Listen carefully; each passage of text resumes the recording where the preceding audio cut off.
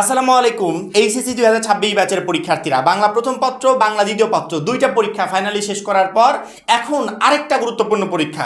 প্রতি বছর যেই সাবজেক্টে সবচেয়ে বেশি পরিমাণে ফেল আসে সেই সাবজেক্টের ভিডিওগুলো আমরা এখন বানাচ্ছি, সেই সাবজেক্টের পরীক্ষাগুলোই সামনে আছে। ইংরেজি প্রথম পত্র দ্বিতীয় পত্র এই দুইটা সাবজেক্টে হিউজ পরিমাণ শিক্ষার্থী ফেল করে, কিন্তু এইবার কি করলো এহসানুল হক মিলন? পরীক্ষার আগে ছুটি দিল মাত্র একদিন। এই একদিনে ইংরেজি প্রথম পত্রে কি পড়বো কি পড়বো না, কোনগুলো রাখবো কোনগুলো বাদ দিব, মানে কিছুই মাথার ভিতর ঢুকছে না। এই জন্য বেশি লেট করলাম না, সময় যেহেতু মাত্র একদিন, অনেক কিছু পড়তে হবে। ফাইনাল সাজেশনটা এখনই দিয়ে দিলাম, জাস্ট আমার কথাগুলো ফলো করবে। মাত্র 250 টাকা যারা এখনো আমাদের শেষ মুহূর্তের চূড়ান্ত সাজেশন কোর্সে যুক্ত হওনি, দ্রুত করো। পরীক্ষার আগ মুহূর্তে আমাদের কোর্সে যুক্ত হলেই পেয়ে যাচ্ছ সকল সাবজেক্টের একদম শর্টকাট সাজেশন, সকল গ্রুপের পিডিএফ আকারে, বিগত বছরগুলোর বোর্ড এমসিকিউ উত্তর সহ পিডিএফ আকারে, প্রত্যেকটা সাবজেক্টের প্রত্যেকটা চ্যাপ্টারের চ্যাপ্টার ওয়াইজ জ্ঞানমূলক অনুধাবনমূলক প্রশ্ন উত্তর সকল গ্রুপের পিডিএফ আকারে, লিখিত অংশের একদম শর্টকাট টেকনিক পিডিএফ আকারে, ইংরেজি গ্রামার অংশের শর্টকাট টেকনিক পিডিএফ আকারে, পড়াশোনার দুর্দান্ত সব গাইডলাইন, ইংরেজি এবং আইসিটির দুর্দান্ত সব রেকর্ডেড ক্লাস, সেই সাথে পরীক্ষা শেষ হওয়া পর্যন্ত ফুল সাপোর্ট, সবকিছু থাকছে আমাদের মাত্র 250 টাকার কোর্সে। আমাদের কোর্সে যুক্ত হতে স্ক্রিনে দেওয়া নম্বরে 250 টাকা কোর্স ফি পাঠিয়ে এই নম্বরে হোয়াটসঅ্যাপে আমাকে জানাবে, সাথে সাথে তোমাকে কোর্সে যুক্ত করে নিব। তখন থেকে শুরু হবে তোমার A+ প্রস্তুতি। বোর্ডে আমি কি দিব, একটার জন্য 10টা দিব, 8টা দিব, 7টা দিব, সাজেশন এইগুলো না। সাজেশন হচ্ছে আমি এখন যে কথাগুলো বলবো, যে গাইডলাইনটা দিব, এইটাই হচ্ছে সাজেশন।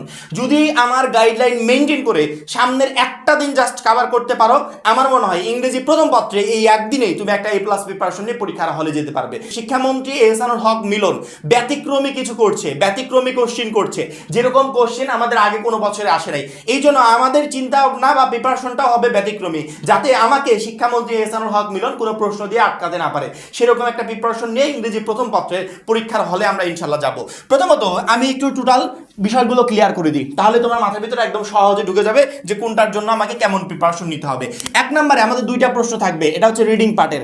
এক হচ্ছে এমসিকিউ থাকবে, দুই নম্বরে ওপেন এন্ডেড কোশ্চেন থাকবে। পরীক্ষার হলে প্যাসেজ আসলে কিভাবে ওইখান থেকে খুঁজে বের করে সুন্দর করে এমসিকিউর অ্যান্সার করতে হয়, তোমাকে এইটা শিখতে হবে। তুমি এইটা শেখার পরিবর্তে তুমি যদি 10টা 20টা মডেলের খালি এমসিকিউ পড়ে যাও, মুখস্থ করে যাও যে এইটার উত্তর হবে এটা, এটার উত্তর হবে এটা, এইভাবে করে যাও, তুমি জীবনেও কোনোদিন পরীক্ষার হলে ওই প্যাসেজ থেকে এমসিকিউর অ্যান্সার করতে পারবে না। আর করলে হয়তো বা 1-2টা হবে, বাদ বাকি সবগুলো ভুল যাবে। কিন্তু তোমাকে মাথায় রাখতে হবে যে একটা প্যাসেজ পরীক্ষার হলে পড়লে সেই প্যাসেজ থেকে খুঁজে বের করে করে কিভাবে আমি এমসিকিউ গুলোর অ্যান্সার করব, তাহলে একমাত্র যে কোনো প্যাসেজ পরীক্ষার হলে আসুক তুমি ইজিলি অ্যান্সার করতে পারবে। ইতিমধ্যে এই এমসিকিউ নিয়ে আমাদের সেই ভিডিওটা আপলোড হয়ে গেছে, যে ভিডিওটা শুধুমাত্র তোমাদেরকে টার্গেট করে আমি আপলোড করেছি। এইচএসসি 26 ব্যাচের শিক্ষার্থীরা পরীক্ষার হলে যে কোনো প্যাসেজ আসলে যাতে এমসিকিউ অ্যান্সার করতে পারে। এই মুহূর্তে স্ক্রিনে দেখতে পাচ্ছ, এই ভিডিওটা দেখলে তোমার এমসিকিউ নিয়ে আর কোনো প্রবলেম থাকবে না। সেম ওয়েতে ওপেন এন্ডেড কোশ্চেন আমাদের প্যাসেজ থেকে কিভাবে খুঁজে বের করে করে কোশ্চেনের অ্যান্সার করতে হয়, স্ক্রিনে দেখতে পাচ্ছ। এই ভিডিওটা তোমাকে দেখতে হবে। এই ভিডিওটা দেখার পর একের এই এ অথবা বি পরীক্ষার হলে প্যাসেজ থেকে সুন্দর করে খুঁজে বের করে করে কিভাবে উত্তর করবে তুমি একদম ক্লিয়ারলি বুঝতে পারবে।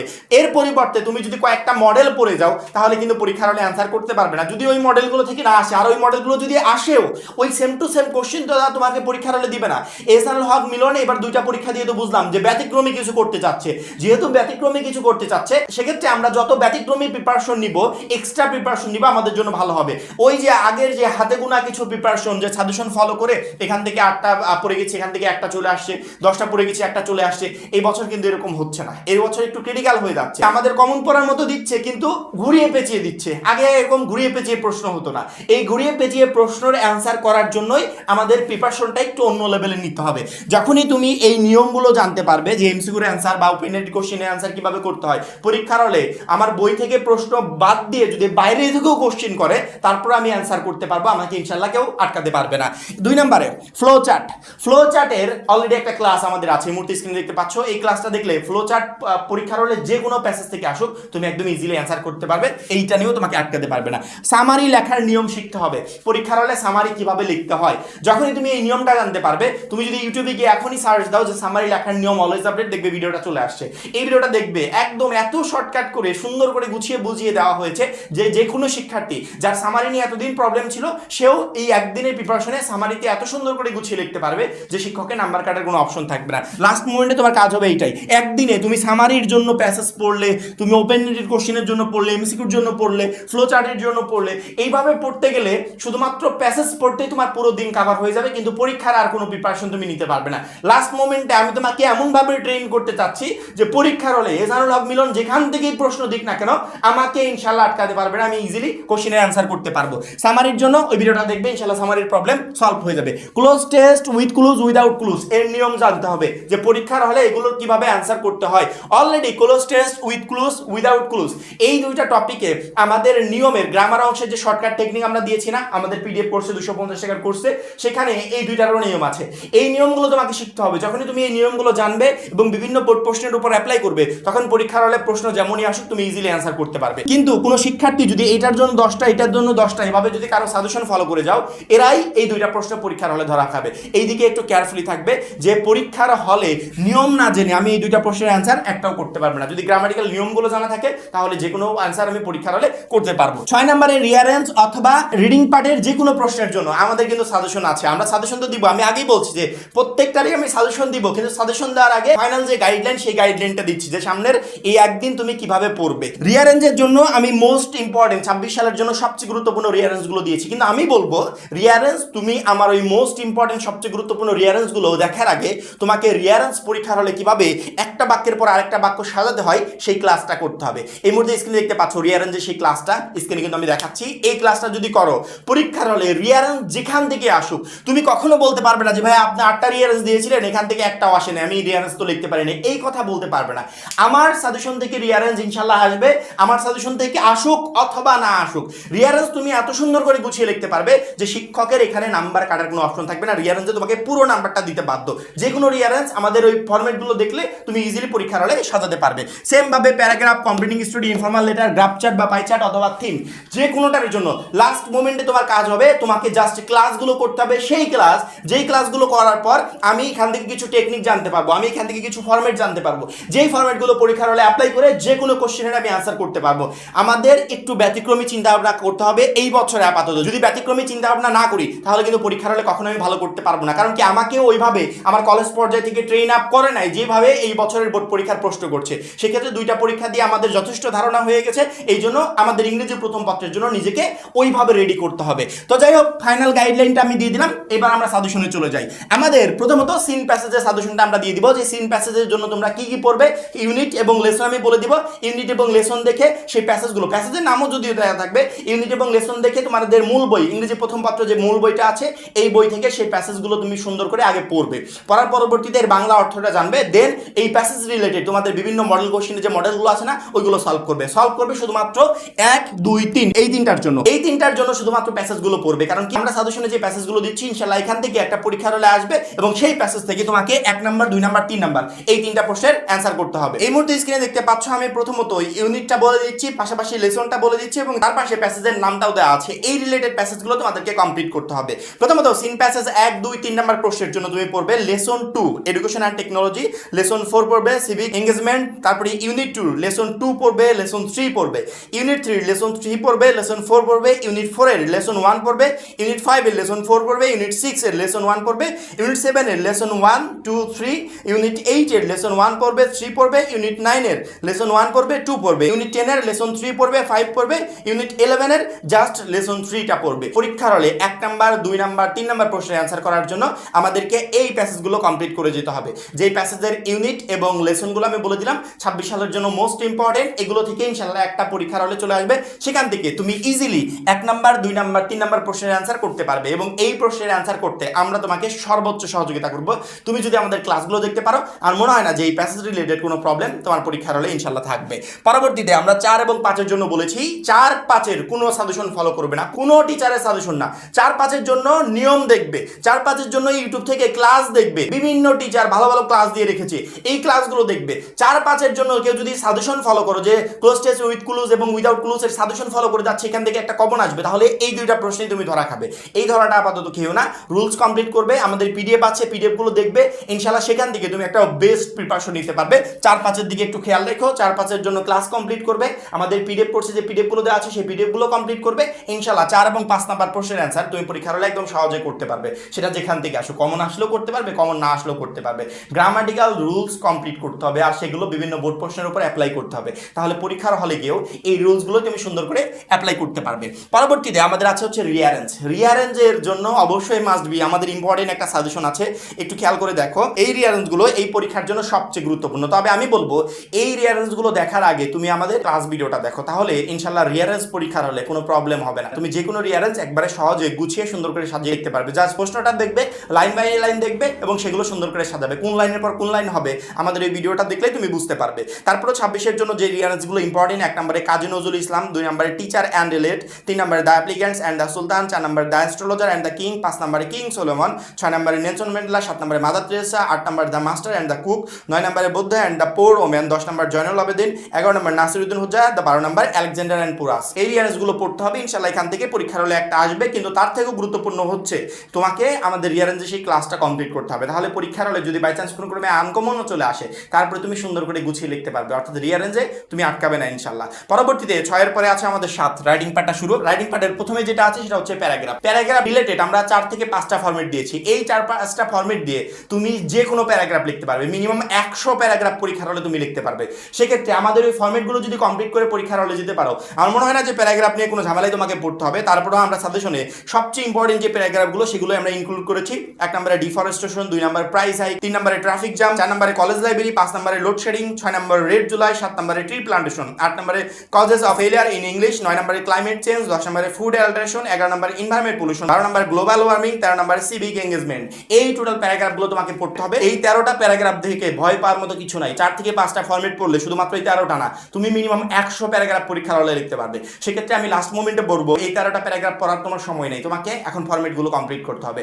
সেই ফরম্যাটগুলো কমপ্লিট করতে পারলে পরীক্ষার হলে প্যারাগ্রাফ যেটাই আসুক সহজে একদম ইজিলি লিখতে পারবে। আমাদের যেরকম ব্যতিক্রমী প্রশ্ন হচ্ছে, আমাদের প্রিপারেশনটাও নিতে হবে সেরকম ব্যতিক্রমী, নাই তো পরীক্ষার হলে আমি কোনোভাবে এগোতে পারবো না। আমাকে ঠিকই কোনো না কোনো প্রশ্নে আটকে দেবে। এখন আমি যদি ব্যতিক্রমী প্রিপারেশন নিয়ে যাই, ইনশাল্লাহ ইংরেজি প্রথম পত্রের একটা প্রশ্ন আমাকে আটকাতে পারবে না। এর পরবর্তীতে আমাদের 8 নম্বরে আছে কমপ্লিটিং স্টোরি। কমপ্লিটিং স্টোরির জন্য প্রত্যেকটা শিক্ষার্থীকে একটা কথা বলে রাখি, কমপ্লিটিং স্টোরির ক্ষেত্রে তুমি শর্টকাট টেকনিক যত অবলম্বন না করবে বা কম ইউজ করবে ততই তোমাদের জন্য ভালো। কারণ কি কমপ্লিটিং স্টোরি এক এক টাইপের হয়ে থাকে। সেক্ষেত্রে একটা টেকনিক ইউজ করে তুমি সকল কমপ্লিটিং স্টোরি কমপ্লিট করতে পারবে না। তবে আমরা একটা ফরম্যাট রেডি করেছি। এই ফরম্যাটের প্রথম পার্ট অর্থাৎ প্রশ্নে যতটুকু থাকবে ততটুকু আগে তুলে নিতে হবে, তার একটা টাইটেল ইউজ করতে হবে। প্রশ্নটুক তোলার পরবর্তীতে তুমি কিভাবে সুন্দর করে ফরম্যাটগুলো সাজাবে, লাস্টে ফিনিশিং কিভাবে দিবে, মাঝখানে যে রিলেটেড কোশ্চেন আসবে সেই রিলেটেড 4 থেকে 5 লাইন বসিয়ে দিলে তোমার একটা সুন্দর ফরম্যাট রেডি হয়ে যাবে। তবে টোটাল পুরো ফরম্যাটটা সাজিয়ে নিয়ে যেও না, কারণ কি একটা ফরম্যাট দিয়ে সকল কিছু লেখা যায় না। তবে তুমি শুরুটা কিভাবে করবে, শেষটা কিভাবে করবে, মাঝখানেটুকু কিভাবে বসাবে, এই রিলেটেড আমাদের একটা ভিডিও আছে। যে ভিডিওটা দেখলে ইনশাআল্লাহ কমপ্লিটিং স্টোরিটা তোমার কাছে একদম সহজ মনে হবে। স্ক্রিনে এই মুহূর্তে যে ভিডিওটা দেখতে পাচ্ছ এই ভিডিওটা একটু দেখো, তাহলে তোমার কাছে কমপ্লিটিং স্টোরিটা একদম ক্লিয়ার হয়ে যাবে। তারপর আমরা সাজেশনে যেগুলো দিয়েছি স্ক্রিনে দেখতে পাচ্ছ। 1 নম্বরে ইউনিটি ইজ স্ট্যান্ড, 2 নম্বরে an honest woodcutter, 3 number money can not brings happiness, 4 নম্বরে অ্যান অ্যান্ট অ্যান্ড এড আপ, 5 নম্বরে where there is a will there is a way, 6 নম্বরে king Lear and his daughter, 7 নম্বরে গোল্ডেন টাস বা king Midas, 8 নম্বরে dress doesn't make a man great, 9 number devotion of mother, 10 number the lion and the mouse, 11 number nobody believes বা trust a layer, 12 নম্বর a dog with a piece of meat. এর পরবর্তীতে আমাদের আছে 9 নম্বরে informal letter অথবা letter. Letter নিয়ে already আমরা ক্লাস তোমাদের জন্য ক্লাসগুলো অলরেডি সাজিয়ে রেখেছি, প্রত্যেকটারই ক্লাস, যাতে তোমাদেরকে লাস্ট মোমেন্টে এসে খুঁজতে না হয়। সেই ক্লাসগুলো করলে লেটার একটা দিয়ে অনেকগুলো কিভাবে লিখতে হয় এই একটা ক্লাসের মাধ্যমে তুমি বুঝতে পারবে। তারপরে আমরা লেটারের সুন্দর একটা সাজেশন রেডি করেছি, ইনশাল্লাহ এখান থেকেই পরীক্ষার হলে তুমি একটা লেটার পেয়ে যাবে। 1 নম্বরে প্ল্যান আফটার এইচএসসি এক্সামিনেশন, 2 নম্বরে importance of reading newspaper, 3 নম্বরে প্রিপারেশন ফর ইনসুইং এক্সাম, 4 নম্বর কংগ্রাচুলেশন অন ব্রিলিয়ান্ট সাকসেস, 5 নম্বরে অ্যাডভান্টেজ অফ লার্নিং ইংলিশ, 6 নম্বরে advising not to waste time surfing বা ফেসবুক অথবা মোবাইল ফোন, 7 নম্বরে রুটিন অফ এইচএসসি এক্সামিনেশন, 8 নম্বরে bad effect of smoking by using mobile phone, 9 নম্বরে study tour picnic preparation, 10 নম্বরে making কোভিড-19 বা হেলথ অ্যাওয়ারনেস। তার সাথে সাথে প্রত্যেকটার জন্য রাইটিং পার্টে বিশেষ করে বলবো জুলাই আন্দোলন রিলেটেড যে কিছু ইনফরমেশন ইংরেজি বাক্য মাথার ভিতর নিয়ে যাবে, যাতে যে কোনো টপিকে যদি আনকমন কোনো কিছু জুলাই আন্দোলন রিলেটেড চলে আসে যাতে তুমি পরীক্ষার হলে সহজে লিখতে পারো। লেটার এগুলো করার পাশাপাশি আমাদের লেটার রিলেটেড যে ক্লাসটা আছে সেই ক্লাসটা দেখবে। ওই ক্লাসটা দেখলে আমার মনে হয় যে তোমার অর্ধেক প্রবলেম ইনশাআল্লাহ ওই এক ক্লাসের মাধ্যমে সলভ হয়ে যাবে। পরবর্তীতে 10 নম্বরে গ্রাফ বা পাই চার্ট। গ্রাফ হোক, পাই চার্ট হোক বা আদার্স অন্য কিছু হোক, পরীক্ষার হলে যেটাই আসে হয় গ্রাফ আসবে অথবা পাই চার্ট আসবে, যেটাই আসুক না কেন এত সুন্দর করে তুমি লিখতে পারবে যে শিক্ষকের এখানে নাম্বার কাটার কোনো অপশন থাকবে না। এবং এইটা লেখার জন্য আহামরি তোমাকে 10টা 15টা 20টা গ্রাফ বা পাই চার্ট পড়েও যেতে হবে না। গ্রাফ বা পাই চার্ট রিলেটেড অলরেডি আমি একটা ক্লাস দিয়ে রেখেছি তোমাদের বোর্ড পরীক্ষাকে টার্গেট করে। আমার মনে হয় স্ক্রিনে এই ক্লাসটা তোমাদেরকে দেখা উচিত। এই ক্লাসটা যদি দেখো গ্রাফ বা পাই চার্ট পরীক্ষার হলে সহজে লিখতে পারবে। আরেকটা গুরুত্বপূর্ণ কথা বলি, আমাদের ইংরেজি এই প্রথম পত্রের সকল পিডিএফ, শুধুমাত্র ইংরেজি প্রথম না, আমাদের যতগুলো সাবজেক্ট আছে অল সাবজেক্টের পিডিএফ মাত্র 250 টাকায় পাচ্ছ, যে পিডিএফগুলো আমাদের কোর্সে দেওয়া আছে। ওইখান থেকে সকল পিডিএফ, সেটা রাইটিং পার্ট হোক, গ্রামার পার্ট হোক, সকল পিডিএফ সংগ্রহ করে ওখান থেকে তুমি একটা বেস্ট প্রিপারেশন নিতে পারবে। পিডিএফ এর জন্য আহামরি এদিক ওদিক খোঁজাখুঁজি করা লাগবে না, আমাদের কোর্সে সুন্দর করে সাজানো আছে। ওই পিডিএফগুলো সংগ্রহ করবে এবং এখান থেকে সেরা একটা প্রিপারেশন নেওয়ার চেষ্টা করবে। গ্রাফ চার্ট অথবা পাই চার্টের জন্য আমরা যেগুলো দিয়েছি এখান থেকে 100% ধরে রাখো একটা পরীক্ষার হলে তুমি পাচ্ছ।